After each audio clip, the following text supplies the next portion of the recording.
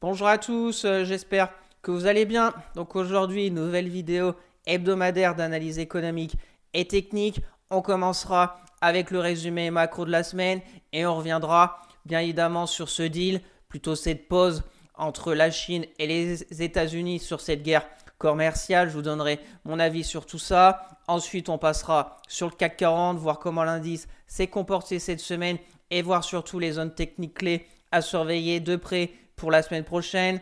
Après, on passera sur le suivi technique de mes trades court terme en toute transparence. J'ai toujours le BX4, Trigano, Biomérieux, Eramet, Safran, Bouygues, Bureau Veritas, GTT. Je me suis renforcé sur Alstom suite à cette forte chute parce que les résultats n'ont pas plu du tout au marché. Donc, je me suis renforcé sur la journée de baisse pour faire baisser mon PRU. On verra les zones techniques clés que je vais surveiller. Et j'ai toujours Imeris, la Française des Jeux, Pernod Ricard, Thermador, Legrand et Kering. Et on terminera comme d'habitude par quelques sociétés qui techniquement me semblent intéressantes à surveiller de près. Getlink, JC Deco et Excel Industries. Donc n'hésitez pas à vous abonner à la chaîne, à partager la vidéo, à me lâcher un maximum de likes, ça me ferait très plaisir. Si vous avez des questions, des remarques ou si vous voulez un avis sur une société en particulier, mettez-moi tout ça en commentaire. Je serais ravi d'échanger avec vous. Je vous rappelle mon Twitter où je fais le suivi de mes analyses techniques, de mes trades court terme, etc. Le lien est dans la description. Pour suivre mon PEA court terme et long terme à dividende sur Morning, le lien est aussi dans la description. Bien sûr, je ne suis pas un conseiller financier. Mon avis dans cette vidéo ne représente pas un conseil d'investissement. Elle est juste réalisée à but pédagogique. Chaque investisseur doit avoir sa propre stratégie. Investir en bourse représente un risque. Vous êtes le seul responsable de vos achats et ventes d'actions.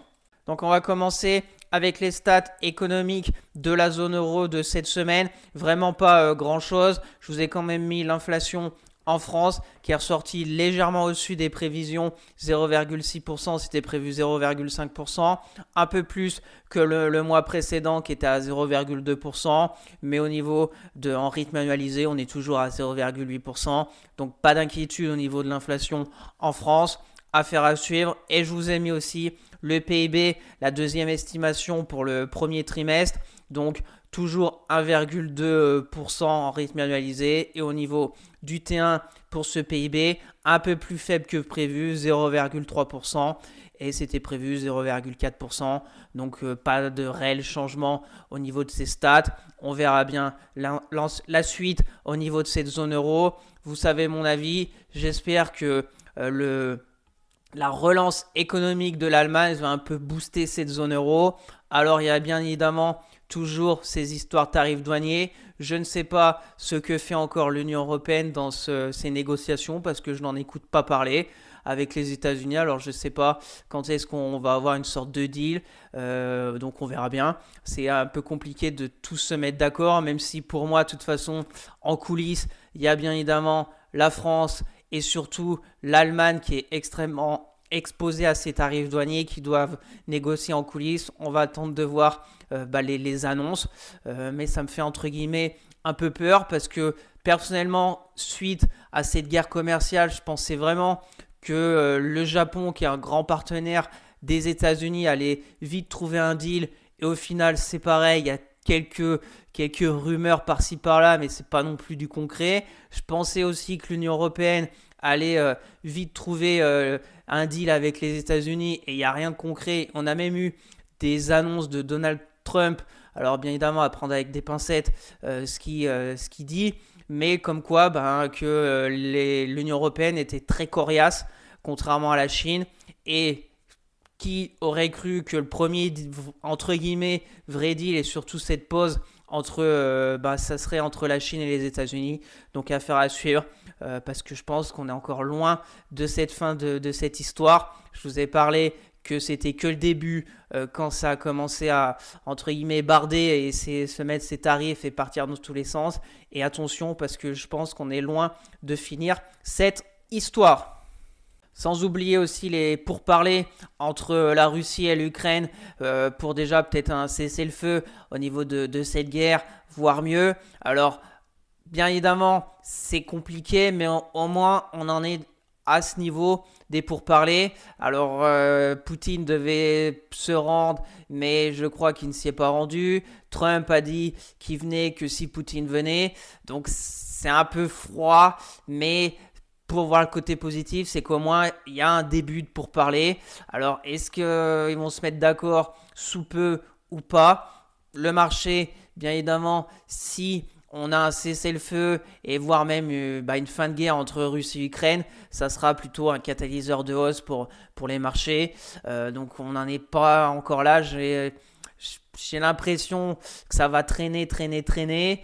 On verra bien. On ne sait pas aussi trop ce que demande la Russie. L'Ukraine, va falloir qu'il lâche un peu de l'Est parce que je pense que jamais la Russie redonnera les territoires conquis à l'est de l'Ukraine. On a, on a eu les États-Unis qui ont signé les accords pour les minerais rares. Donc ça va commencer à l'épuiser dans la terre en Ukraine pour récupérer ces minerais rares. Donc il va y avoir les entreprises américaines qui vont y aller. Donc c'est la bonne nouvelle, c'est qu'il y a enfin des pourparlers. Est-ce que ça va être long ou pas? C'est toute la question. Allez, on va traverser l'Atlantique pour aller voir les statistiques économiques des États-Unis de cette semaine. On a commencé avec l'inflation qui est plutôt une bonne nouvelle parce que plus faible que prévu. L'inflation corps, qui je vous le rappelle, l'inflation corps, c'est quand on enlève l'alimentation et l'énergie. Donc on est ressorti à 0,2% pour ce mois avril, c'était 0,3%. Alors un peu plus élevé que le mois précédent qui était à 0,1%, mais plutôt une bonne nouvelle.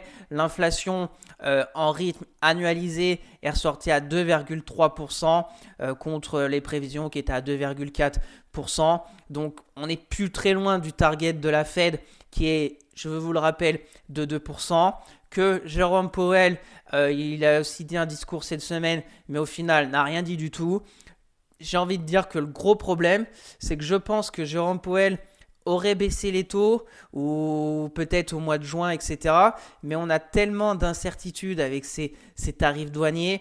On sait que ça n'a pas encore eu vraiment d'impact, je pense, sur l'économie, parce que j'ai l'impression que ça fait 6 mois que cette guerre commerciale a commencé, mais ça fait pas si longtemps que ça.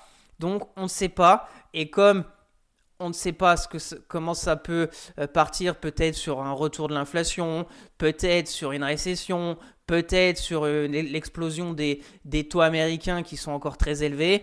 Donc Jérôme Powell, lui, son but, c'est que l'inflation ne remonte pas et que le chômage n'augmente pas, donc l'emploi américain. Pour le moment, au niveau des stats, on voit que l'inflation est assez basse, que l'économie américaine résiste pas mal, même s'il y a quelques signaux de faiblesse, mais bon, on voit qu'au niveau du chômage, c'est toujours dans les 4,2, donc rien à signaler. Donc, il botte en touche, il attend d'y voir plus clair. Donc, peut-être au mois de juin, quand ces histoires de 90 jours, quand Trump a dit la pause, et bon, on verra fin juin, je crois que ça va tomber début juillet. On verra si on va y voir plus clair, s'il y aura des vrais accords. Parce que pour le moment, c'est un peu le flou. Ça me fait un peu penser en France quand il y a eu cette dissolution de l'Assemblée nationale, ces histoires de budget, que toutes les entreprises françaises ne savaient pas quoi faire. Ils ne savaient pas s'il fallait recruter, ils ne savaient pas si l'impôt allait augmenter, etc. Donc au final, il n'y a rien eu qui a été fait, ni les investissements, ni les recrutements, rien. Donc c'était un peu en pause. Et j'ai l'impression qu'aux États-Unis, c'est un peu la même chose. Alors je ne sais pas comment ça va se passer, mais je pense que ça doit quand même gronder dans le pays parce que les entreprises ne savent pas comment s'organiser pour déjà la fin de l'année, pour l'année prochaine. Est-ce qu'ils vont investir massivement, mais on ne sait pas si les tarifs douaniers avec la Chine vont pas réaugmenter, c'est qu'une pause, etc. Il y a, je pense, beaucoup de défiance et je pense que c'est quand même une très très très mauvaise chose sur ces tarifs douaniers, et je pense que ça peut écorner vraiment l'image aussi des États-Unis vis-à-vis de ses autres partenaires. Je pense à la Chine, même si la Chine ça a toujours été un peu froid, mais je pense par exemple au Japon, je pense à l'Union européenne, Donc ça a commencé, je pense, à poser des questions parce que peut-être que l'Union européenne, et j'espère qu'ils vont un peu se réveiller et se dire, bon, on va peut-être voir ce qu'on peut faire nous avec peut-être d'autres partenaires. Alors bien évidemment, on aura toujours besoin des États-Unis, hein. Ça c'est pas la question, mais plus de défiance, peut-être aussi des entreprises américaines qui vont dire, parce qu'on a les gros titres avec les entreprises européennes qui partent aux États-Unis, etc. Mais je pense qu'il y a beaucoup aussi d'entreprises américaines qui aimeraient peut-être revenir, partir dans l'Union européenne ou même au Japon, etc. Parce que voilà, maintenant ça va être la défiance. On peut-être que dans 1 an, 2 ans, ça sera encore une autre chose.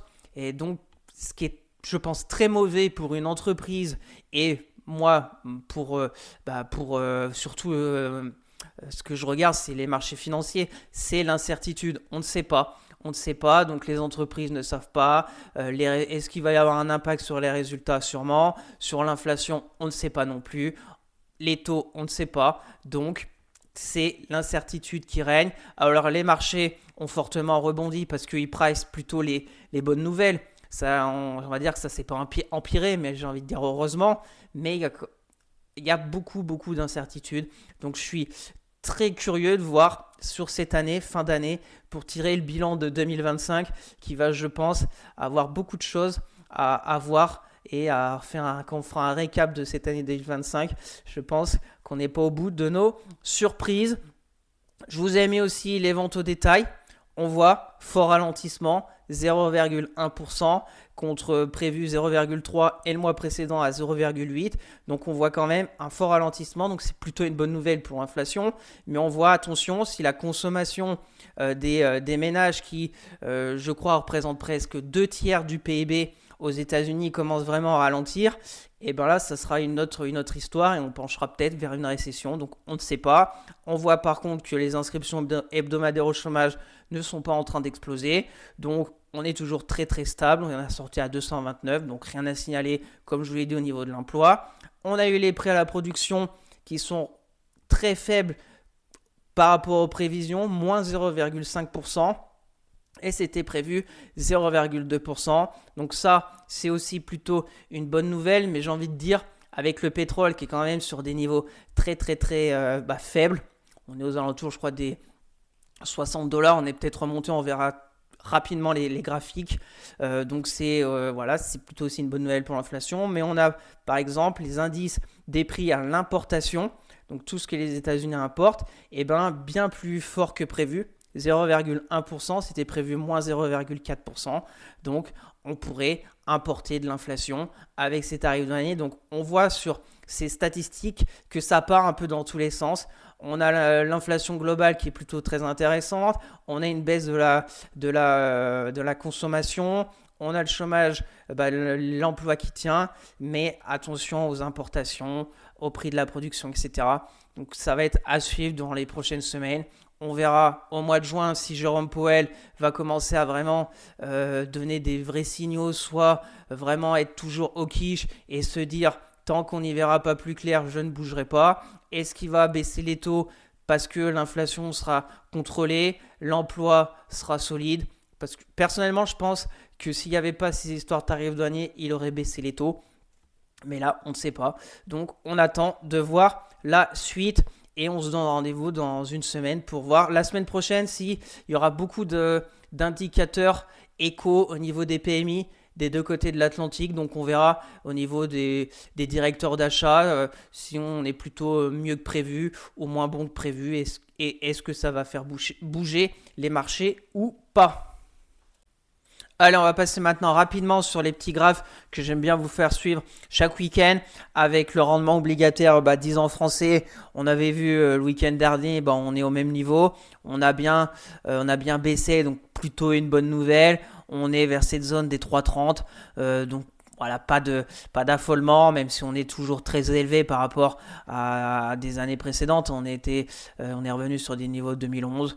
Mais bon, le spread avec les Allemands rapidement et aussi plutôt à l'avantage de la France, voilà, qui est aussi en train de bien baisser. Est-ce qu'on va revenir un peu sur cette zone de spread vers les 64 points de base au niveau du 10 ans français et du 10 ans allemand? Voilà, ça vivote depuis qu'on a explosé à la hausse suite à la dissolution de l'Assemblée nationale il y a un an. Et ben on est presque revenu. Si on est revenu, ce serait vers les 55 au point de départ. Alors attention, parce que comme ça va faire un an, il peut y avoir encore une dissolution de l'Assemblée nationale. Je pense pas que c'est ce qui va se passer, mais bon, avec la politique française, tout peut arriver à tout moment. Rapidement aussi, le 10 ans qu'il va falloir, 10 ans américain, rendement du 10 ans américain qu'il va falloir surveiller de très près. Parce que pour moi, si on retourne vers les 5%, ça va devenir très dangereux au niveau de ce 10 ans américain, parce que la dette américaine est immense. Après, ce qu'il va falloir surtout voir, on a vu qu'il y a eu ce deal, ça aurait pu faire baisser le 10 ans, mais ça l'a pas fait baisser. Alors si on revient tranquillement ici, peut-être que les obligations vont pricer comme quoi on va vraiment s'éloigner de la récession et que c'est plutôt aussi une bonne nouvelle. Que si par exemple on chute violemment et qu'on retourne à 3,40, là ça sera aussi une autre histoire parce que peut-être ça pricera un fort ralentissement économique, etc. Là on est un peu entre les deux, donc on surveillera ça chaque week-end. Je pense que si on revient trop vite vers les 5%, ça sera pas bon, mais si on baisse trop fort vers les 3,62, ça sera non plus pas très bon. Donc affaire à suivre pour le moment, c'est un peu statu quo, on voit, donc on verra s'il y a d'autres risques dans les prochaines semaines. Rapidement le pétrole, on voit, je vous ai tracé ce canal baissier, on voit que la semaine dernière il a bien rebondi, plus 4%, cette semaine aussi plus de 46, il revient vers cette zone des 65 $, donc on va voir, on est toujours en dessous des moyennes mobiles, 10, 20, 50, 200 hebdo, donc affaire à suivre.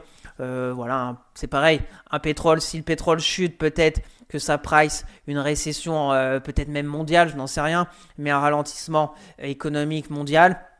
Si ça remonte trop haut, attention à l'inflation. Pour moi, un pétrole qui tourne vers les 70 $, c'est pas d'inquiétude.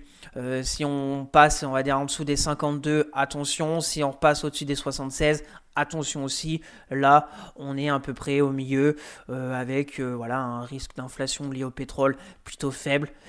Donc, affaire à suivre. Bien évidemment, on verra les acteurs. On a parlé de l'OPEP+, qui est allé ouvrir les vannes. On verra la Chine, etc. Les tarifs douaniers, etc. Donc, affaire à suivre. Et au niveau de l'euro-dollar, donc l'euro-dollar qui baisse un peu, plutôt logique après l'énorme bougie des plus 3,61. On est revenu un peu vers la polarité des 1,20. Là, on est en train de la casser, peut-être revenir vers les 1,10 et on reviendrait à peu près au milieu. Rien de particulier de plus à dire.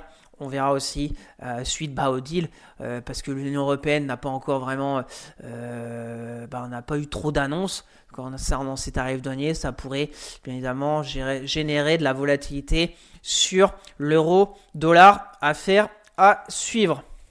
Donc on passe maintenant à l'analyse technique de notre bon vieux CAC 40. On va commencer en hebdomadaire pour voir encore une belle semaine. Belle semaine, même si bien moins performante que les indices américains cette semaine, c'est quand même pas si mal, hein. Presque plus de 2%, et on est quand même sur les plus bas suite, entre guillemets, à la fin du monde, et que tout le monde pensait que le CAC allait revenir vers les 6004, voire encore plus bas. On est sur un rebond de 15%, presque 16%, donc aussi rapide que la baisse, hein. La baisse, même si je crois que la baisse était par ici, on a fait une baisse de 13% et on a remonté de 16%. Donc, c'est aussi rapide que la baisse. C'est très volatile. Maintenant, techniquement, on a vu le week-end dernier, on était revenu sur la zone de polarité des 7800 avec cette bougie un peu d'incertitude la semaine dernière. On a cassé encore une résistance et là on est revenu vers les 7900. Alors en hebdo on pourrait aller après à 8000 et puis après peut-être des nouveaux records, hein, 8258, et si on dézoome bien on a fait en fait beaucoup de zigzags, hein. Quand on a cassé en 2022 on est monté ici, là on est revenu à 6008, on a été à 8002 et puis voilà, hein. on zigzague pas mal, on pourrait très bien aller là, retourner et on verra la suite. Au niveau des moyennes mobiles, on avait vu suite au mini crash, on avait sauvé en clôture hebdo notre moyenne mobile 200, hebdo. Donc là on est reparti. Voilà, il a le vent en poupe, les indices. Attention, parce que comme je vous le dis, quel pourrait être le prochain catalyseur pour avoir un nouveau record? Je pense que le prochain catalyseur, même si c'est pas tout de suite et qu'il y aurait peut-être une petite congestion, peut-être sous forme de drapeau ou au moins un range latéral avec moins de volatilité, ça serait peut-être au mois de juin quand on va être, parce qu'au mois de juin il va y avoir la Fed. Donc peut-être si Powell commence à un peu baisser les taux, ou au moins laisse entendre qu'il va baisser les taux à la prochaine réunion, si tout entre guillemets est négocié pour ces tarifs douaniers et on sait vraiment où on va avec toutes les zones géographiques, et peut-être un cessez-le-feu, voire même une fin de guerre entre Russie et Ukraine, là je pense qu'on aurait les catalyseurs pour aller au moins taper un nouveau record. On verra. Alors attention, parce qu'en plus au mois de juin, il y aura aussi les résultats du T2 et on verra les impacts sur les premiers résultats avec ces tarifs douaniers. Donc on verra. Mais après, pour retourner à la baisse, j'ai envie de dire, on ne sait pas, hein. On est remonté aussi vite, mais je vous ai parlé un peu de la défiance des entreprises américaines et surtout, ils attendent. On a un peu aussi des résultats de ce T1 qui étaient plutôt bons, mais au niveau des discours, il y a des entreprises qui ont dit on ne sait pas trop où on va. Il y a même des entreprises qui ont enlevé les tarifs douaniers dans leurs prévisions, etc. Et il y en a qui ont joué un peu la carte de la sûreté en disant ça pourrait être impactant pour les prochains résultats. Et on a même eu il y a 2 jours, je crois, Walmart, donc c'est une grande chaîne de magasins américaine qui a dit attention parce que les tarifs douaniers vont arriver sur les magasins, donc sûrement ce qui veut dire une hausse des prix, donc attention à l'inflation au niveau de Walmart. Donc ils ont commencé à prévenir. Alors est-ce que c'est pour mettre un peu un coup de pression aussi à l'administration de Trump? Peut-être, mais je pense qu'il pourrait y avoir un réel impact. Donc là pour moi sur le CAC 40, tout va bien. Si on regarde que le graphe, rien à signaler. Tout est bon, tout est vert. On est au-dessus de toutes les moyennes mobiles. Le RSI est tranquillement repassé au-dessus des 50. Donc on peut aller plus loin, mais il faut rester attentif parce que, comme je vous l'ai dit, on pourrait repartir à la baisse, voire stagner, ou voire même faire un nouvel ATH. Tout peut arriver, je pense, dans les prochaines semaines. Donc on verra ça ensemble. Rapidement pour les zones à surveiller pour la semaine prochaine. Donc on a vu que début de semaine, c'est parti fort avec un gap haussier sur la zone de polarité des 7008. On a été chercher le prochain gap. C'était le prochain gap baissier qu'il faut qu'on clôture. Parce que en fait, vendredi, on a fait une méchotte, mais le gap n'a pas été clôturé. Et donc, on est revenu chercher un appui sur le haut du gap haussier. Et là, vendredi, on finit pas mal, mais on fait une mèche basse. Donc, on va juste ajuster ce gap qui, au final, pas comblé. On verra la semaine prochaine. On a aussi quand même une sorte de gruyère sur le CAC 40, tellement la volatilité a été forte. Sur ce rebond, on a 1, 2, 3, 4, 5, 6, 7 gaps haussiers ouverts. Et il nous en reste 2 baissiers à fermer. Donc, ça va être les enjeux. Pour conclure sur ce CAC 40, bien évidemment, en journalier, tout ici bien orienté. On a la moyenne mobile 10 qui est bien en soutien dynamique au niveau des cours. Donc les zones à surveiller, résistance, on va dire 7920 points. Si on arrive à clôturer au-dessus, on pourrait après aller chercher la zone entre guillemets symbolique des 8000 points. A contrario, on pourrait aussi se stabiliser comme ça, comme un peu cette semaine, Si on reste entre 7008 et 7900, pas d'inquiétude. On fait un petit range. Est-ce que ça sera un range de distribution et on va casser par le bas? Est-ce que ça sera un range d'accumulation? On va casser par le haut. On verra. Donc, affaire à suivre. Et rendez-vous le week-end prochain. Le RSI, il y a encore de la marge pour aller plus haut. Donc, tous les signaux sont au vert. Tant qu'on tient les 7800, qui sera pour moi le premier signal de faiblesse si on casse. Parce qu'on cassera aussi la moyenne mobile 10, qui est vraiment... depuis là, on voit qu'on n'a jamais fait une clôture journalière en dessous de cette moyenne mobile 10. Donc, si on casse ici, premier petit signal de faiblesse sur le CAC 40. Donc, avant de passer sur le suivi technique de mes trades court terme, petit point sur la performance du portefeuille cette semaine. Donc, plus faible que le CAC 40, soit environ à peu près 1% de différence. On est quand même sur une progression d'1%. Donc, évidemment, le BX4 pèse sur la performance et surtout, on verra Alstom aussi à peser sur la performance parce que c'est pris un petit gadin cette semaine. Donc, voilà sur la performance de mon portefeuille court terme de cette semaine. Donc, on passe maintenant au suivi technique de mes trades court terme. En commençant par le BX4, donc comme je vous l'ai dit, BX4, je n'ai rien touché, pèse dans la performance parce que le CAC 40 continue d'augmenter, donc ma moins-value latente continue aussi d'augmenter sur le BX4. Voilà, donc pas grand-chose à dire, j'attends. Pour le moment, j'ai aucun signal d'un retournement. On a vu sur le CAC 40. Alors, premier peut-être signal où peut-être que je me renforcerai sur le BX4 et faire un peu baisser mon PRU, ça serait peut-être qu'on casse la moyenne mobile 10 à la hausse sur le BX4, qu'on aille combler ce gap qu'on a vu sur le CAC 40 et peut-être là, pour les personnes qui souhaitent shorter le CAC 40, prendre du BX4 sur ces niveaux et avoir un scénario sur les plus hauts, soit vous êtes assez large et vous dites peut-être que le CAC 40 pourrait encore retester pas loin de ses ATH, donc soit par ici au niveau du BX4 et puis après on verra jusqu'où il pourrait repartir. Voilà, moi je suis déjà dans le train, j'ai déjà une moins-value latente. Alors pour les personnes qui veulent vraiment rentrer une position short, mais comme je vous l'ai dit, techniquement j'ai aucun signal vraiment d'un retournement imminent du CAC 40. Pour le moment, on a vu tous les voyants étaient au vert pour pourquoi pas continuer et aller titiller les nouveaux records. Mais il y a un scénario se dire que le CAC ne fera pas de nouveaux records de sitôt et au moins peut-être range, peut-être retourner là-haut.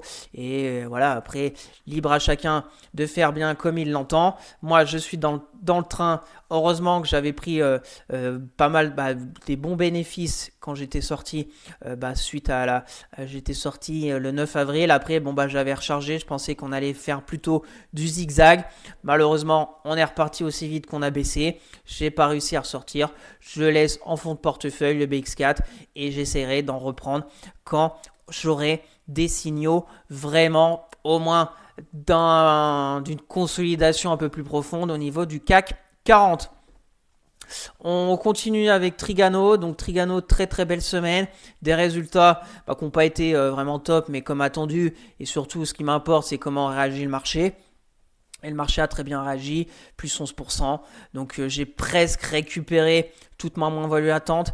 Pour ceux qui me suivent depuis un long moment, vous savez que Trigano, je me la traîne, que j'avais commencé le trade le 8 avril 2024, donc ça fait plus d'un an que je me suis pris une forte baisse, que j'ai essayé de renforcer sous cette forme, sous ce range ici. Là, on avait cassé par le haut, j'en avais repris, on était revenu à mon PRU. Début février, et puis là vraiment accélération baissière, on était revenu, on avait vu sur des niveaux techniques assez intéressants vers les 100 €, une oblique, zone de polarité, et puis on est reparti. Donc j'ai réussi à tenir ma position. Alors bien évidemment, tout n'est pas gagné parce que tant qu'on n'a pas vendu, rien n'est acté, que ce soit les pertes ou les gains. Et là, on est revenu à 130, donc c'est plutôt positif. S'il y en a, bravo, qui ont réussi, par exemple, à prendre, là, quand on en avait parlé, vers les 100 €, l'oblique, etc. Ça fait déjà une très très belle performance de 27%. Donc là, par accompagner, moi, je vais voir si on arrive à 138, peut-être être très serré pour pas se prendre une correction ou quelque chose et au moins sortir soit avec une petite perte de 3, 4, 5%, sachant que quand on était en bas ici, j'étais à 30% de perte. Donc on va essayer de sortir avec le moins de dégâts possible sur Trigano. Après, fondamentalement, j'aime bien, mais je me suis laissé emporter. On verra s'il y a d'autres opportunités. Là, c'est vraiment essayer peut-être même de faire des gains. Si on continue, on a des zones, hein. Ici, on a des gaps. Voilà. Et pour les personnes intéressées, on a eu l'impulsion. Si on a un petit pullback ici et qu'on a vraiment peut-être la moyenne mobile, parce que là on est vraiment parti, si on se met en ligne de clôture, hein, c'est droit, hein. C'est vraiment droit, retracement de Fibo. Voilà, même si on vient combler le gap, ça fait un retracement de 38,2. Donc on va voir, 126, repartir et au moins revenir. Là, on a une sorte de, je ne vais pas dire une île de retournement, mais au final, tout ici, on est séparé d'un gap baissier et d'un gap haussier. Donc on va voir pour les personnes intéressées, si on revient par ici, peut-être mettre un stop au niveau du gap. Bon, après là-haut, ça fait un risque récompense dans 33. Voilà, la meilleure, c'est meilleur moment de prendre, c'était quand il y a eu le croisement M10-M20, qu'on a cassé l'oblique. Et là, on a eu vraiment l'impulsion. Les bandes de Bollinger qui sont ouvertes, accélération haussière, on est même rentré en zone de surachat, voilà, momentum acheteur qui suit. Donc on pourrait continuer, on va la suivre, de toute façon je l'ai toujours dans mon portefeuille, donc on fera un point le week-end prochain. On continue avec Biomérieux, donc Biomérieux, on a enfin réussi à casser cette résistance des 118,50 € depuis le temps. Aussi, Biomérieux, ça fait un long moment que je l'ai, depuis le 8 juillet 2024. Donc là, par contre, j'ai une bonne plus-value latente. Mais comme je vous l'ai dit, tant que je n'ai pas encaissé, la plus-value latente peut bouger lundi, peut bouger tous les jours. Là, pour le moment, je suis à 16%. Mais il va falloir que j'encaisse. Vous savez que j'attendais ce passage de 118. De range un peu. On peut peut-être se mettre une petite oblique, voir à peu près, se dire, là ce que je vais attendre, c'est si on retourne en dessous des 118,50, j'encaisse. Voilà, j'ai assez attendu depuis quand même presque le début de l'année, hein. On n'arrive pas à passer les 118, on est revenu quand même quand ça forte volatilité le 7 avril, on était revenu sur mon PRU, hein. Donc j'ai quand même tenu, parce que en 3 jours, on avait perdu 12%. J'avais perdu toute ma plus-value latente. Donc c'est pour ça aussi, ça va très vite. Faut être assez réactif, hein. Faut se dire, quand on encaisse, on encaisse. Quand on vend. Voilà, on passe à autre chose, c'est terminé. Là, techniquement, c'est très beau, Biomérieux. On a cassé le range. On a les moyennes mobiles en plus qui sont bien alignées comme il faut. On voit qu'ici, c'était les moyennes mobiles tout entremêlées. On était dans le range. Et là, on voit moyenne mobile 10. Moyenne mobile 20, moyenne mobile 200 et moyenne mobile 50 et moyenne mobile 200 qui sont toutes haussières. Donc là, il faut vraiment maintenant accélérer, peut-être aller à 122. Si on applique un peu l'analyse technique du range et qu'on réplique, ça nous fait un target vers les 126 €. On verra, on va la suivre. Si je clôture comme d'habitude, je vous partagerai tout ça sur Twitter pour les personnes qui souhaitent me suivre. Le lien est dans la description. Pour les personnes qui sont comme moi dedans, on accompagne. On peut se dire, si on passe en dessous des 118, on encaisse. S'il y a des personnes plutôt vision moyen terme, long terme, on laisse, hein. Biomérieux, elle est très très belle depuis un long moment. Voilà. Elle est en pleine forme et on a enfin cassé cette résistance des 118,50 €. Pour les personnes qui souhaitent rentrer, c'est assez simple. Vous pouvez très bien rentrer la semaine prochaine, avoir comme target, comme je vous l'ai dit là-haut, et mettre un stop sur cette oblique un peu plus large, moyenne mobile 20 par exemple. Voilà, un risque récompense dans 55 pour aller chercher 5% et risquer 3%. Tout à fait acceptable comme on a cassé la résistance. Et si on revient rapidement en dessous des 118, ça sera une sorte de bull trap. Donc on se redonne rendez-vous le week-end prochain. On continue avec Eramet. Donc Eramet, on a vu aussi beau passage de polarité le partir du jeudi 8 mai. On avait cassé l'oblique. On a fait une sorte de pullback cette semaine. Donc là, on va voir. Est-ce qu'on va... on a une construction plutôt intéressante. Est-ce qu'on va repartir? Est-ce qu'on va ranger? Est-ce qu'on va recasser tout par le bas? À suivre. Eramet, pareil. Mon PRU à 62. J'aimerais peut-être me renforcer. J'ai 2 positions. Je pourrais peut-être me renforcer pour un peu aussi faire baisser mon PRU. J'attends de voir. Parce que le problème, c'est qu'Eramet est très très volatile. C'est une minière. Donc avec les annonces, etc., la Chine, les États-Unis, ça peut partir un peu dans tous les sens. Après, je l'ai plutôt sur une stratégie moyen terme, bas de cycle, qu'on est vers les 50. On voit, en données hebdo, c'est un peu les montagnes. Donc ça suit le cycle économique. On peut bien évidemment aller encore plus bas à 20 euros, mais on pourrait aller rapidement aussi à 100 euros. Donc on ne sait pas trop, c'est assez volatile. Là, par contre, pour vraiment les personnes qui sont intéressés pour un trade, voire même de court terme. Là, c'est si par exemple, la semaine prochaine, on repasse au-dessus des plus hauts là, de jeudi, vendredi, et on peut se dire la mèche basse de vendredi, moyenne mobile aussi 20 qui peut être en support dynamique, et puis on va chercher la moyenne mobile 200 journalière, qui je vous le rappelle, depuis juillet 2024, les baissières. Donc ça ferait un sorte de trade comme ça, risque-récompense de presque 2, allez gratter 10%.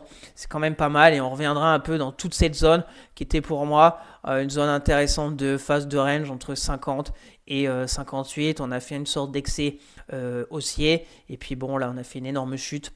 Donc on verra, affaire à suivre et avoir un détachement de dividendes. Donc moi j'attends de voir la suite et je suis toujours en moins-value latente. Pareil, on a quand même... On est à moins 18, j'étais à moins 40, quelques jours. On verra la suite et on se donne rendez-vous dans une semaine. On continue avec Safran. Donc Safran, elle est très belle. Je pense qu'on n'est pas loin d'être arrivé au terminus. Pour ma part, on n'est pas loin des nouveaux records. Donc là, c'est pareil, on va laisser courir. Hein. Mon PRU à 215, j'en avais repris ici. Le 4 avril, dommage que j'ai pas attendu le week-end, le 7. J'aurais eu encore un PRU encore plus favorable suite à cette baisse. J'avais commencé le 13 décembre sur Safran. Là, j'ai aussi une bonne plus-value de presque 20%, donc c'est vraiment pas mal. Hein. C'est vraiment pas mal du tout. On suit la moyenne mobile 10. Il n'y a rien à faire à part de suivre. Se dire comme niveau, si on casse en clôture journalière la moyenne mobile 10, peut-être on encaisse pour ma part. On n'est pas loin des nouveaux records. On accompagne. Alors bien évidemment, ceux qui ont du Safran pour du très long terme, il n'y a rien à faire. Très long terme, je reprendrai, je pense. Moi, c'est pas ma stratégie, mais peut-être moyenne mobile 200 journalière. Ça veut dire si elle revient dans quelques semaines vers les 221 euros, pourquoi pas. Moi, je serais déjà parti depuis longtemps. Mais moi, j'accompagne moyenne mobile 10, 20 qui va croiser avec la 50, la 200 en soutien. Le RSI n'est même pas encore en zone de surachat. Ça peine un peu, mais ça continue de progresser chaque jour. Hein. Si on se met en Ekenashi, c'est très propre. Hein. Très propre. N'hésitez pas des fois à changer de bougie. Et Kenashi, j'aime bien parce qu'on voit très clairement le graphique. Les bougies rouges, les bougies vertes, c'est suivi. Il n'y a rien à dire au niveau de Safran pour les personnes intéressées. Bien évidemment, on va arriver sur bientôt les records absolus qui se situent en clôture. On va dire 261 euros. Donc on verra. C'est pas le moment, je pense, de rentrer une position sur Safran pile en dessous de la résistance. On continue avec Bouygues. Bouygues aussi, elle est très très belle. Alors Bouygues, j'ai hésité avec ce détachement de dividendes, est-ce que j'encaisse, etc. Elle est repartie de plus belle. Si on gomme un peu ce gap de dividendes, elle a fait un beau pullback et puis là on est reparti. On est reparti de plus belle. Beau gain aussi, 15%. Donc sur Bouygues, c'est vraiment pas mal. Pareil, j'accompagne un peu comme Safran. Je pense qu'on est bientôt arrivé au terminus. On voit que si on se met sans le détachement du dividende, on peut suivre par exemple la moyenne mobile 20 ou la moyenne mobile 10, voir si ça zigzag et puis prendre ses gains. Pour les personnes intéressées, c'est pareil.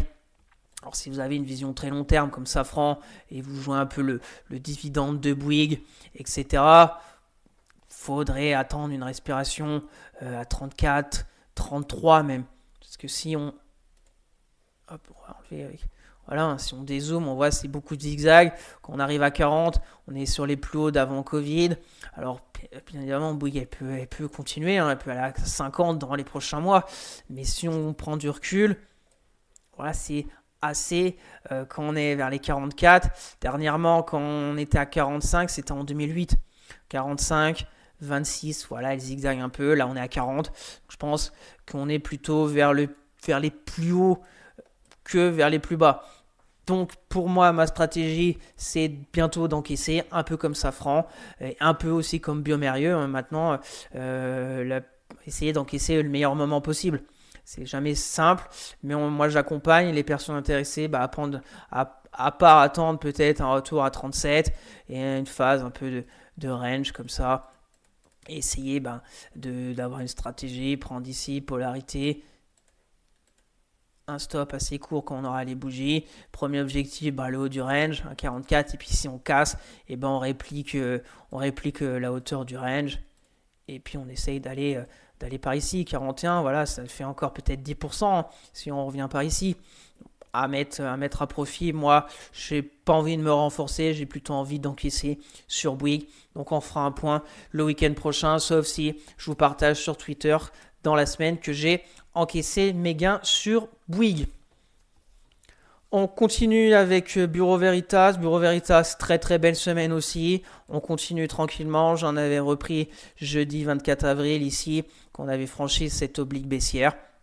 On a eu le croisement M10-M20, et ça continue. Voilà, elle est soutenue. Le RSI, on voit très clairement qu'elle est soutenue. On vient juste de rentrer en zone de surachat. Donc là, j'accompagne. Ce que j'aimerais, c'est revenir à 31 euros. Et 31 euros, c'est une grosse résistance sur Bureau Veritas. Donc peut-être aussi prendre ses gains. Si pour le moment 4%, là-haut, ça ferait 8%. Et c'est toujours ça de prix, surtout quand on avait fait l'énorme chute, on a été aussi à 25. Bravo s'il y en a, voilà, plus facile à dire maintenant que quand on était dans la forte baisse, fallait payer. Je sais que tout le monde sur X Trading nous dit c'était les soldes, fallait payer, mais fallait quand même, fallait cliquer. Moi j'ai cliqué sur quelques sociétés, mais maintenant, bien évidemment, un mois plus tard, j'aurais mis all-line sur tout, mais c'est plus facile à dire qu'à faire. J'ai essayé de faire au mieux. Voilà, on verra. Bureau Veritas, objectif 31 euros. Pour ceux qui veulent rentrer, on est au milieu. La zone de support est à 28,52. La résistance à 31 euros, on est à 30. Donc pas grand chose à faire. On pourrait peut-être, on voit ici, on a eu la retour sur M. On pourrait venir par là pour repartir. Et là, il y aurait peut-être une stratégie pour essayer de reprendre. Peut-être moi aussi, je pourrais aussi me renforcer. J'ai que 2 positions.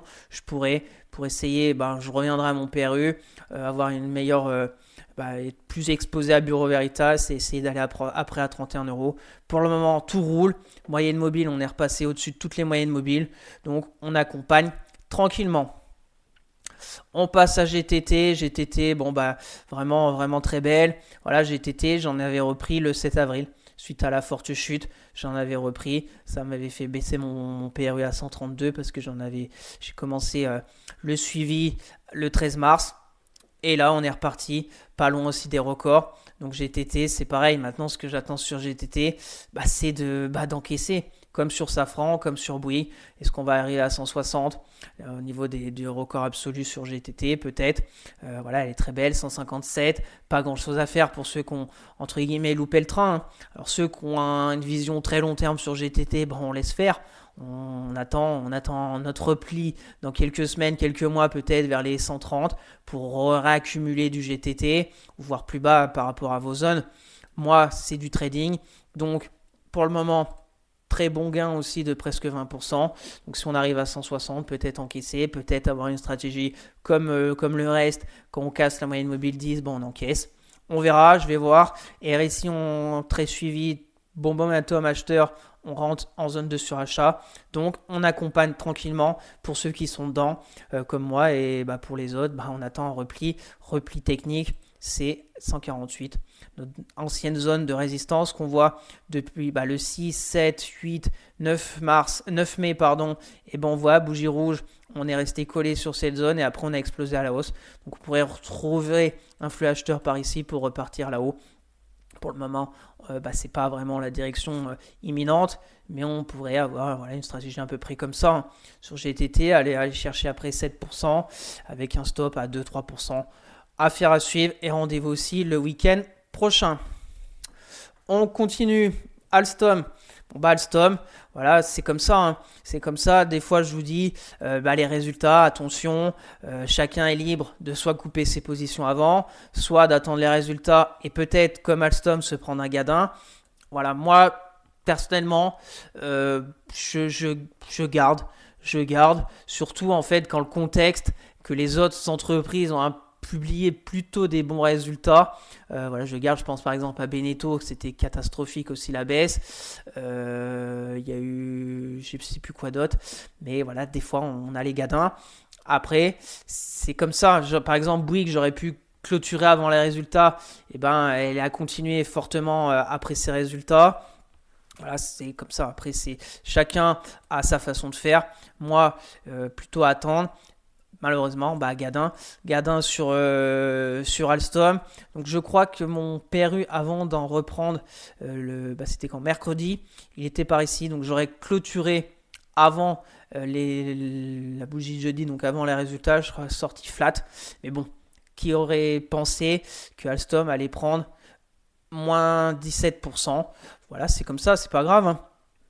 Donc, maintenant qu'on a pris le gadin, je me suis renforcé jeudi, je crois, par ici, vers les 18 et quelques, presque les plus bas du jour, donc c'est plutôt déjà pas mal. Et on voit qu'elle rebondit. Alors la bougie de vendredi est pas belle parce qu'on fait quand même un plus haut à 20,34€ et au final on clôture au plus bas de la journée, donc c'est quand même pas joli. On va voir. Pour le moment, je suis avec une baisse de 10%, mais quand même sur 3 positions. Après, techniquement, purement technique, même si j'ai envie de dire quand même que les résultats avec un énorme gap baissier, c'est quand même aussi... comment dire, pas mental, mais bon, ça prend un coup quand même en coup. Mais purement technique, si on se base que sur le graphe, on regarde, on a fait un retracement d'environ 61,8 de la belle impulsion du 7 avril. Donc, techniquement, on peut très bien avoir une config comme ça. Alors, bien évidemment, on aurait mieux vu venir tranquillement sous forme de drapeau vers ici que faire un gap baissier et une bougie à moins 18%. Mais on pourrait avoir cette stratégie. Il y a aussi une autre stratégie, parce que si on prend du recul, on peut avoir aussi une stratégie comme ça. Et là, c'est pareil. On a de la baisse. On a eu, on va dire, un rebond un peu plus de 61,8. Donc, on va voir. Je suis dedans. On va voir comment je vais m'en sortir. Et on voit aussi qu'on est revenu sur cette bougie du jeudi, sur la polarité des 18,50 qu'on avait vu déjà depuis un long moment. La polarité, elle vient pas d'apparaître. Elle est là depuis le mois de mai quand elle était résistance. Support en février. Là, on avait fait un coup en dessous le 7 avril. On était repassé au-dessus. Donc là, on est revenu. Donc là, ce qui peut être intéressant, c'est pour peut-être les personnes qui s'intéressent à Alstom. Là, c'est assez simple. C'est simple. Voir lundi, parce que là, on est toujours sur un peu le contre-coup. Il faudrait baisse de la volatilité. On va mettre rapidement les volumes. Voilà, volume explosif sur la bougie rouge. Volume le lendemain aussi très important par rapport au volume précédent. Donc là, ça, beaucoup de volume. Peut-être attendre. Et si on arrive à tenir vers les 19€, se dire... On a le gap ici aussi qui est toujours d'actualité. On a la zone de polarité qu'on a vue vers les 18,50. Et puis avoir comme plan, les recombler déjà là-haut. Donc un risque récompense d'un 57. Revenir un peu au niveau de mon PRU et la zone ici de polarité aussi avec le gap. Le bas du gap baissier. Et puis après, si on va le combler, voilà, ça fait peut-être aller chercher 16. C'est une stratégie peut-être à regarder, mais il faut une baisse un peu de la volatilité, se mettre peut-être en 4 heures, avoir un range, etc. Et puis essayer de rentrer avec comme stop, on va dire en dessous des 18€. Moi, je suis dedans. On fera un point technique le week-end prochain et on verra les moyennes mobiles. C'est assez décevant. On est repassé en dessous de toutes les moyennes mobiles. 210 qui est repassé baissière. Et RSI, il y a encore de la marge pour aller plus bas. On verra la suite la semaine prochaine au niveau d'Alstom. On continue avec Imeris. Bah, Imeris, elle bouge plus trop. Elle était dans une belle dynamique.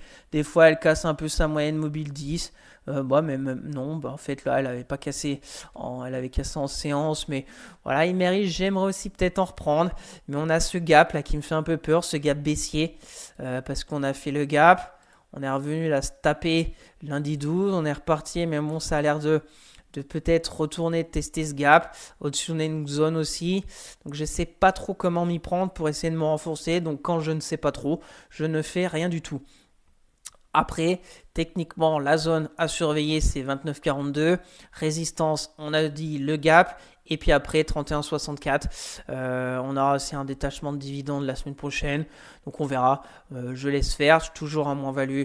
L'attente de 7% sur une petite position. Donc, je laisse voir la suite au niveau d'Imeris. Les moyennes mobiles, plutôt pas mal. On voit que la 200, elle s'aplatit. On a la 20, la 10 qui sont haussières. On est au contact un peu de la 50.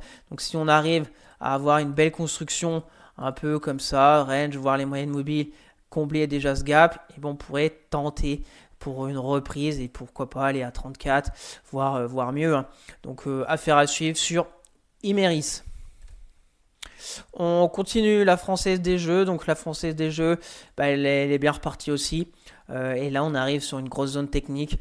La résistance, le gap baissier du 10 mars, la polarité 32,84. Bah là, on voit un support. On va peut-être se mettre en hebdo.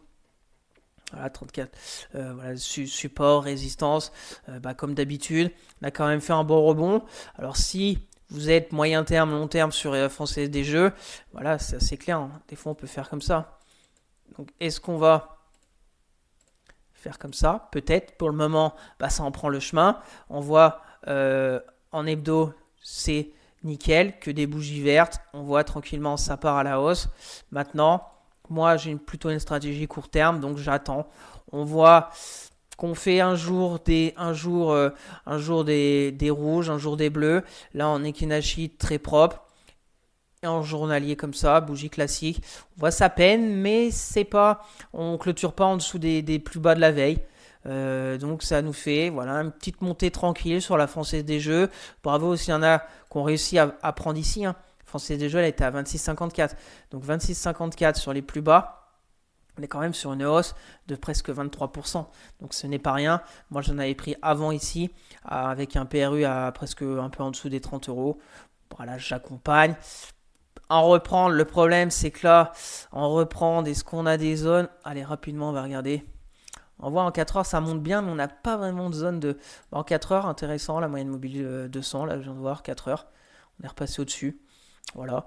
Mais est-ce qu'on a des zones... On a une petite zone ici de polarité. On voit en 4 heures. On a zigzagué, résistance, on a cassé, on a fait le pullback.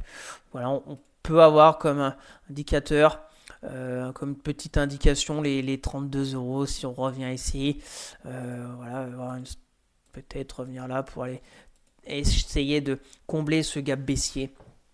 Moi, je ne touche à rien, j'accompagne tranquillement. Pour le moment, je suis pas mal. Pour les personnes intéressées, bah, si on revient à 32 et que ça repart, et ben pourquoi pas avoir une stratégie à peu près comme ça. On suit peut-être la moyenne mobile 20.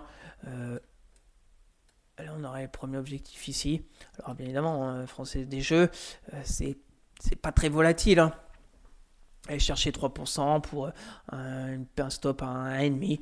Voilà, moi, on est dedans, on accompagne tranquillement et on verra le week-end prochain où elle en sera. On continue avec Pernod Ricard. Alors, Pernod Ricard, faiblard, très faiblard cette semaine. On verra avec le luxe, avec Kering aussi, très faiblard.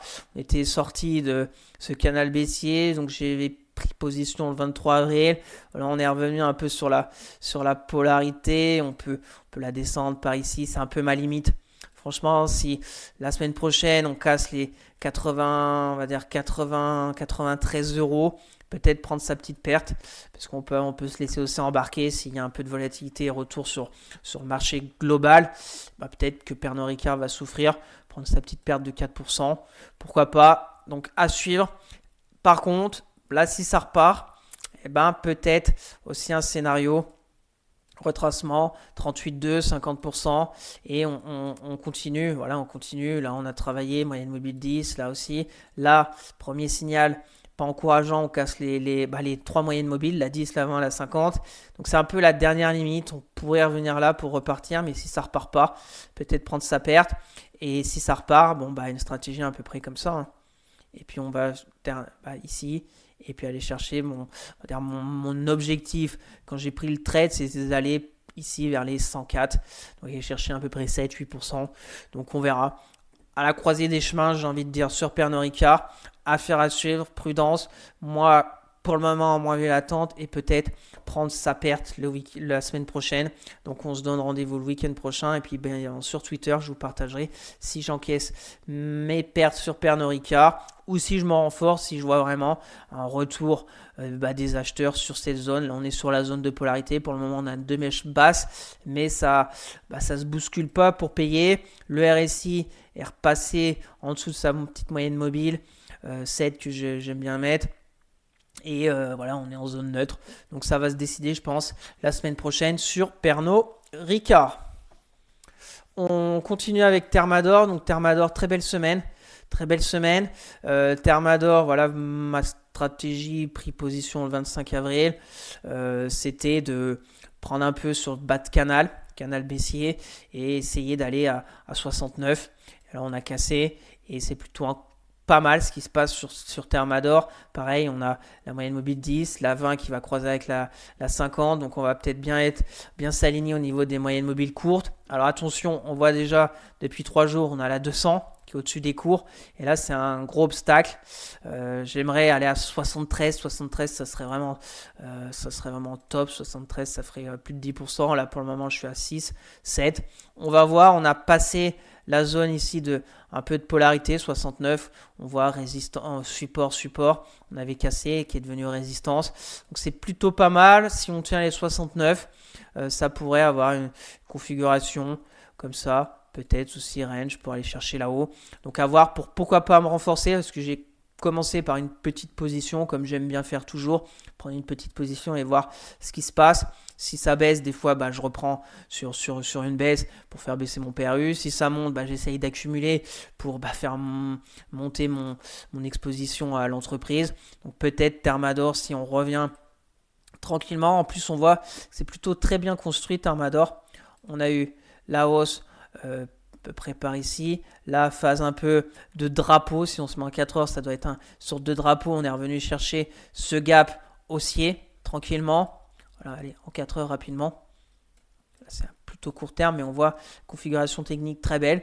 On est cherché là tranquillement en 4 heures, sans trop de volatilité. On n'a même pas été comblé le gap. Et on a eu la deuxième impulsion haussière. Donc là, ce que j'attends, c'est à peu près la même chose. On est à peu près en train de faire la même chose qu'ici. Et après, on va dire le signal, qu'est-ce qu'on peut avoir comme déclencheur, mettre une sorte de canal baissier, forme de drapeau. Et voilà. Si on casse par le haut, ça veut dire si on a une clôture journalière au-dessus des plus hauts de vendredi, soit à 70-13, et pourquoi pas se renforcer et avoir comme scénario là-haut pour les personnes qui sont intéressées. Le stop ici et on va là-haut. Risque récompense n'est pas top, 1,50. Moi, me renforcer, ça me ferait remonter un peu mon PRU, mais avoir la troisième chambre de hausse sur Thermador. Attention, moyenne mobile 200. Donc, prudence. On continue avec le grand. Donc le grand, ça se passe plutôt très bien aussi. Le grand a pris position le 7 mai sur le franchissement de la moyenne mobile 200. Après la petite congestion de 3 bougies, il y a eu le premier gap haussier, le deuxième gap. J'y pris position avec aussi les résultats qui étaient plutôt très intéressants et pour le moment, ça repart. Entre guillemets, le target, les plus hauts historique, 110 euros ici pour être très exact en ligne de clôture, donc 111 euros. Donc est-ce qu'elle va arriver à 111? Peut-être. Pour le moment, c'est très intéressant, pareil que les autres. Momentum acheteur, on rentre juste en zone de surachat, moyenne mobile qui sont tout au même endroit. 20, 50, 200, donc si la 20 va sûrement repasser au-dessus de toutes, donc on va avoir la 10, la 20, la 50, la 200, les cours sont soutenus, ceux qui sont dedans on accompagne. Bravo s'il y en a qui ont réussi à payer le grand vers les 88, voire même 84. Là aussi, très forte hausse, 30% presque. Il faut quand même se rendre compte qu'on a eu une forte baisse, mais la hausse a été encore plus rapide que la baisse. Et la plupart du temps, on dit on baisse par l'ascenseur et on monte par l'escalier. Et là, on a fait la baisse par l'ascenseur et on est remonté par le même ascenseur. Donc c'est quand même très, très, je ne vais pas dire exceptionnel, mais pas souvent que ça arrive, cette hausse, surtout après une sorte de crash plutôt légitime. On ne savait pas trop où aller, et surtout que, comme on a vu, c'est pas non plus encore tout résolu. Donc, ceux qui sont dedans, ceux qui ont payé, bravo à eux. Ceux comme moi qui ont des bonnes positions, on va essayer d'encaisser le plus possible et se mettre à l'abri s'il y a un retour des nuages dans les prochaines semaines. Le grand objectif 111. Et pour ceux qui ont loupé le train, pas grand chose à faire. Sur le grand, voilà, j'ai tracé une petite oblique, on va voir ce qui va se passer. Donc rendez-vous aussi le week-end prochain pour le grand. Et on va terminer avec Kering. Donc Kering, déçu de cette semaine parce que Kering avait fait, j'avais pris position vendredi sur ce support oblique. Donc lundi, très beau gap haussier, plus 6%. On va taper mardi la zone de polarité. On voit ici qui était un gap baissier et 191. Et puis après, ça a été vite. Mercredi, moins 3. Jeudi, moins 5. Là, on se stabilise pile aussi sur la zone de polarité, sur la moyenne mobile 20 qui déjà il y a quelques jours ici avait joué rôle de support dynamique. Vendredi, pas top, mais on stoppe entre guillemets l'hémorragie, on fait plus 1,58. Donc là, faut vraiment qu'elle reparte. L'oblique, on est très limite. Si on se met une de clôture, on peut peut-être mettre une oblique comme ça.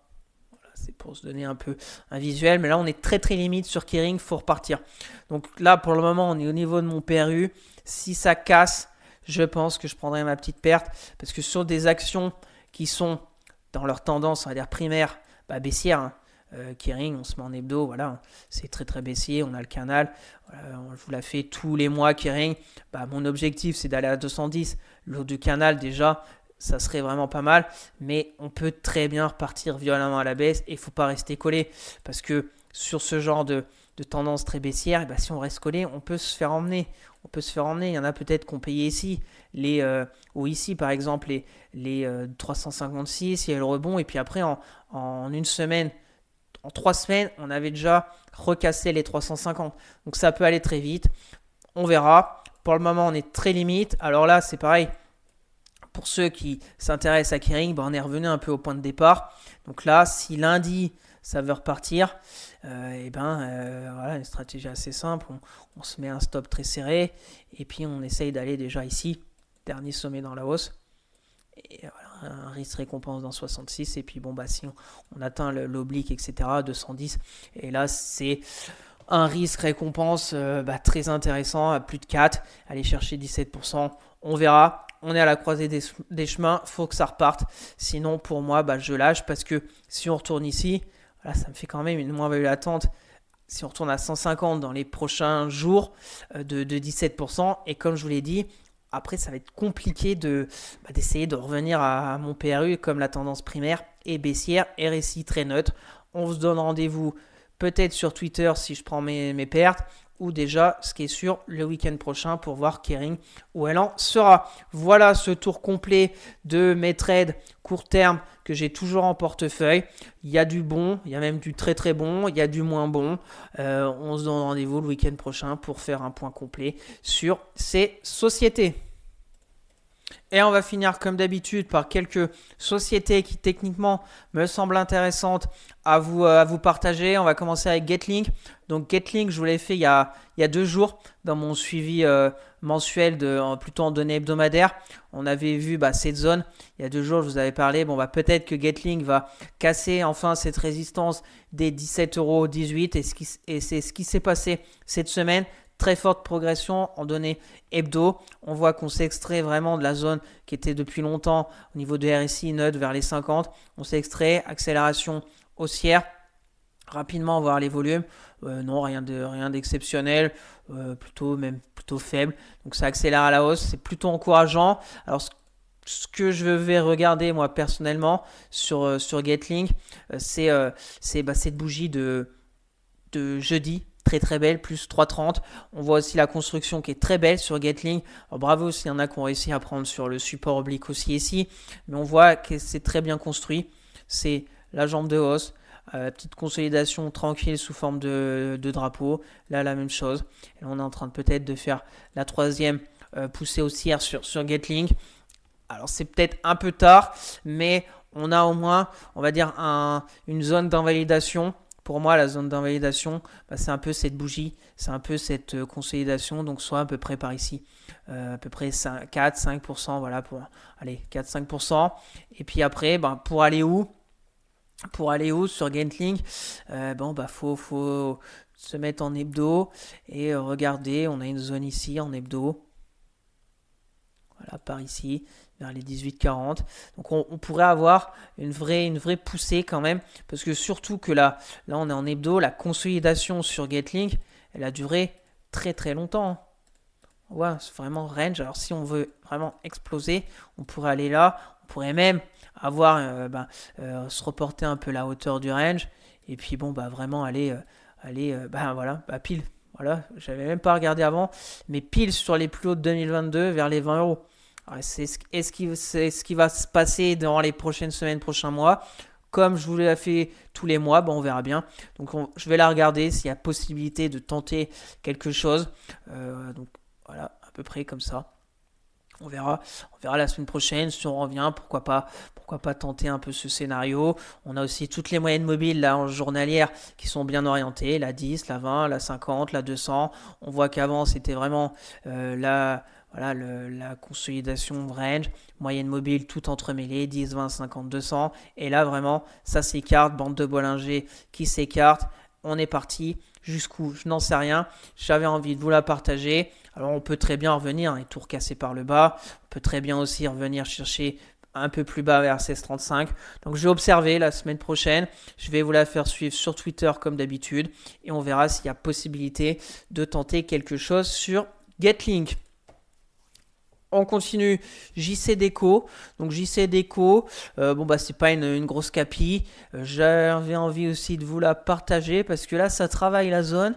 Il y a des choses plutôt intéressantes sur JC Déco. Alors c'est un peu volatile, ça. Déjà, allez rapidement pour voir un peu un aperçu. Voilà, en hebdo, ça swing. C'est très baissier. C'est baissier parce que déjà on voit la moyenne mobile 200 hebdo. On voit que JC Déco, il y avait quelques années, en 2016, elle était à 38. Là on est à 15. Voilà, et au début, ça date de 99. On était à 3 euros. Après, bien évidemment, c'est pas une stratégie long terme sur JC Déco.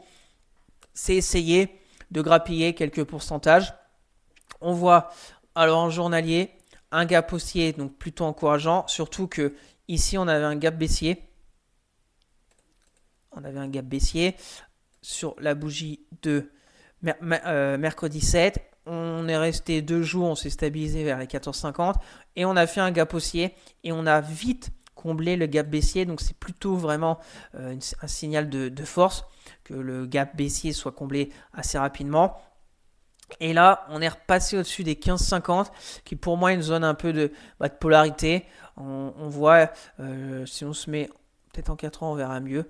Et surtout, on a la moyenne mobile aussi 200 en 4 heures. Donc on voit 15,50, 15,51, on voit résistance. Même avant, ici, pour commencer, résistance. On a cassé le support. On a fait un pullback. On a été bas, on a été très haut. On a cassé le support, on a fait un pullback sur la zone des 15,50, la résistance, on a fait une sorte peut-être d'un bull trap, et le bull trap, on s'est vite fait ramener avec le gap baissier qu'on a vu. On est reparti, là on a fait une belle bougie, je vous rappelle qu'on est à 4 heures, mais c'est la zone des 15,51, là on est revenu tranquillement, et là pour le moment, on est pile poil, peut-être sur une reprise de cette hausse. On voit sa bataille dure vers les 15,50. On a 2 bougies, pas grand-chose. Les volumes plutôt faibles, donc ça pourrait accélérer rapidement. Attention, gap lundi de dividendes, donc il y aura une baisse sur JC Déco. Donc ça va être à voir Après, si ça va repartir ou pas, une stratégie assez simple. Alors attention, je vous l'ai dit, il y aura 55 centimes. Il faudra peut-être ajuster pour avoir les graphes avec le comblement du dividende. Mais une stratégie, c'est assez simple. C'est essayer vraiment de prendre l'impulsion s'il y en a une, à peu près comme ça, assez serré. Donc un stop peu cher et aller chercher là-haut rapidement sur une vraie impulsion. Les 16,44, moyenne mobile 200, parce que on voit la moyenne mobile 200 journalière qui est vraiment une résistance dynamique. Pareil, on voit ici, résistance dynamique, on l'avait cassée. Elle a joué rôle de support pendant quelques jours. On a cassé, résistance dynamique, et là, résistance dynamique. Donc, grosse obstacle cette moyenne mobile 200, mais bon, si on arrive en quelques jours à aller chercher les 16,50 €, pas mal. Donc on verra, on va déjà attendre le gap du dividende et voir ce qui s'y passe, si on a un retour des volumes et un retour des intérêts acheteurs. Par contre, si on casse les 15,50, on verra peut-être 15 € et ici il y aura peut-être aussi des choses parce qu'on a un peu la même polarité à 15 € avec le gap ici. Donc on a les deux zones à surveiller la semaine prochaine. Et on va finir alors avec Excel Industries. Alors c'est une toute petite entreprise, c'est surtout pas de flottant, ça veut dire très très peu liquide. Donc attention avec les tailles de position, etc. C'est une société qui vend du matériel agricole, tout ce qui est pulvé, etc. J'ai regardé rapidement, mais ce que j'ai bien aimé sur ce graphe, alors ça bouge pas, la journée ça bouge pas, ça fait une semaine que j'essaye, que tous les jours je mets des ordres d'achat à 34,20 €. Allez voir le carnet d'ordre sur Excel Industries, voilà, c'est très peu liquide, il y a un flottant très très faible, ça ne bouge pas trop, mais si on est sur le bon côté, on peut aller très haut. Et ce que j'aime bien, c'est qu'on est revenu sur une zone, les 34 €. Là on est en hebdomadaire. Alors voilà, après moi je connais pas le graphique, je l'avais jamais vu avant la semaine dernière là. Donc 34, c'est les plus bas de 2022, c'est les plus bas de 2020, c'est les plus bas avril 2020, donc septembre 2020, c'est des zones de 2013. Alors on voit, donc c'est une zone quand même technique assez clé sur Excel Industries. On voit aussi qu'on a eu un ralentissement dans la baisse, on voit un hebdo, et qu'on est en phase un peu de range d'attente sur Excel. Voilà, on voit en journalier, ça commence à s'aplatir, ça commence à se rapprocher des moyennes mobiles 10 et 20. Donc premier signal vraiment encourageant, ça serait un croisement M10-M20 à la hausse. On voit que quand ça croise à la hausse, on peut avoir une petite impulsion haussière. Quand ça croise à la baisse, on a une forte baisse. Donc, ma stratégie sur Excel, on voit les volumes. Voilà, je ne sais pas pourquoi il y a eu un volume comme ça, mais c'est très très très faible. Il n'y a pas de volume, il n'y a rien du tout. Je vais peut-être tenter quelque chose sur Excel. Ma stratégie, c'est assez simple. C'est toujours. Chaque jour, je mets des ordres à 34,2, voire même 34. On verra la semaine prochaine ce qui se passe. Ou on verra 34. Et puis, c'est pas se laisser coller. C'est 2-3%. Et puis, on essaye. Croisement ici, ça sera déjà premier objectif, aller gratter. Et puis après, on accompagne, on remonte le stop à PRU. Et puis, si on a un croisement M10, M20 et qu'on essaye d'aller à 37,8, ça sera déjà pas mal. Ce sera déjà pas mal, très peu liquide. Donc attention à vos positions, etc. Mais j'avais envie aussi de vous la partager parce que toute la semaine, je l'ai regardé. Tous les jours, j'ai mis un ordre d'achat et j'ai jamais été déclenché parce que j'ai mis toujours 34,2, 34,1 pour essayer de prendre une mèche. Voilà, sur Excel Industrie que je vais vous faire suivre sur Twitter la semaine prochaine. Et si je prends position, on en reparlera le week-end prochain.